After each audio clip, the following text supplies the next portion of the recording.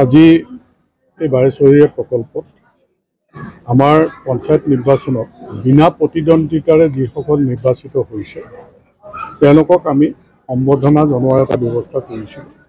আমাৰ জিলাৰ সভানেত্ৰী ডাঙৰীয়ানীৰ উপস্থিতিত আমি 4গৰাকী জিলা পৰিষদৰ সদস্য, 19গৰাকী আঞ্চলিক পঞ্চায়তৰ সদস্য 190গৰাকী আমাৰ গাঁও সভাৰ সদস্যৰ ভিতৰত 188গৰাকী বিনা প্ৰতিদ্বন্দ্বিতাৰে নিৰ্বাচিত হৈছে।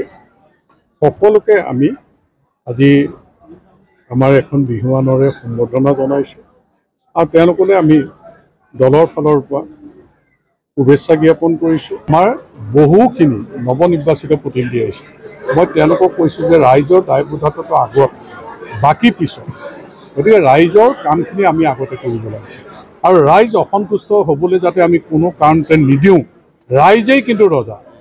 সুখই বিমান যিমানেই ওপৰলৈ নাযাওক কিয়, তেল শেষ হ'লে কিন্তু তললৈকে আহিব লাগে তেল ভৰাবলৈ।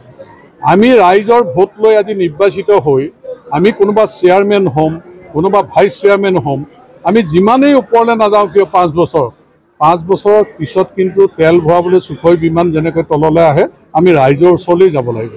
এই কথাটো আপোনালোকে সদায় মনত ৰাখি চলক। ৰাইজ অসন্তুষ্ট হোৱা কাম যাতে কোনেও নকৰোঁ, কাৰণ 5 বছৰৰ পিছত আমি ৰাইজৰ ওচৰলৈ আকৌ যাব লাগিব, এই কথা মনত ৰাখোঁ। আৰু এইটো আমাৰ কাৰণে ঐতিহাসিক দিন আছে বা অভূতপূৰ্ব সাফল্য ৰাইজৰ আশীৰ্বাদ আমি লাভ কৰিবলৈ সক্ষম হৈছোঁ। বিৰোধী দলে যিবিলাক কথা কৈছে, মই তেওঁলোকক আহ্বান জনাব বিচাৰোঁ, গ্ৰাউণ্ড ৰিয়েলিটিটো তেওঁলোকে অনুভৱ কৰিবলৈ চেষ্টা কৰে। আমি দীৰ্ঘদিনীয়া ৰাজনৈতিক অভিজ্ঞতা, মই যিহেতু 95ৰ 9 দিনত প্ৰত্যক্ষ ৰাজনীতিত অংশগ্ৰহণ কৰিছোঁ, 5 বাৰকৈ মই বিধায়ক হৈছোঁ।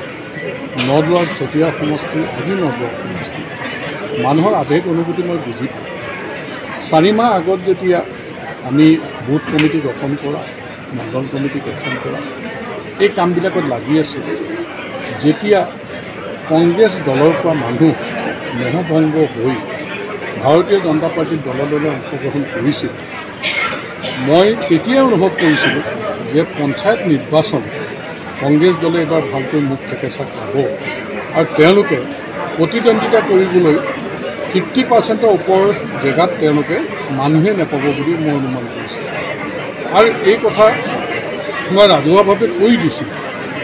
আৰু তাৰ পিছত যেতিয়া নমিনেশ্যন কৰিব আৰম্ভ হৈছে, যোৱা 2 তাৰিখৰ পৰা 11 তাৰিখলৈ, এই সময়ছোৱাৰ ভিতৰত কংগ্ৰেছ দলৰ পৰা মনোনয়ন পত্ৰ নিবৰ কাৰণে যেনেধৰণে মানুহ আহিব লাগিছিল অহা নাই। আমি কেৱল 10 তাৰিখ দিনটো লৈছিলোঁ মনোনয়ন পত্ৰ লোৱা আৰু মনোনয়ন পত্ৰ দাখিল কৰা।